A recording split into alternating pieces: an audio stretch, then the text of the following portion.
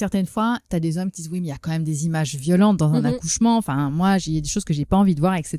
Tu vois. Et d'après, en tout cas, moi, mes observations, quand l'homme vit ça comme un spectateur, et malheureusement, en structure hospitalière, il est très souvent un spectateur parce qu'il n'est pas dans son environnement naturel. C'est un peu comme quand je reviens sur le principe de l'éthologie, tu prends des animaux, tu les sors de leur environnement, de leur habitat, et tu dis, bah regarde, oui, mais ils sont pas à l'aise. Forcément, Et donc, quand il est dans un environnement qui n'est pas le sien au départ, il va pas embarquer dans le processus de la naissance tel que ce processus est prévu pour lui.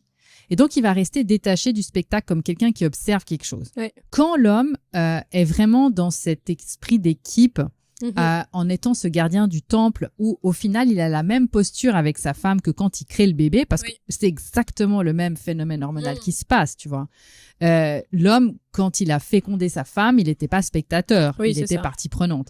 Eh bien, quand il est dans la même dynamique le jour de l'accouchement, il va lui aussi traverser en partie des modifications d'ondes cérébrales.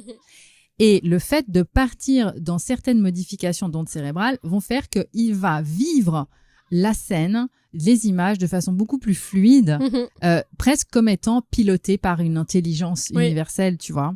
Et on a eu tellement de cas et de témoignages, notamment j'ai les mots là d'un papa qui disait, moi, en fait, quand ils ont accouché, et ils ont accouché, tu vois, je le dis même sans m'en rendre compte, parce que pour moi, c'est ça, et on le voit bien. Ensemble.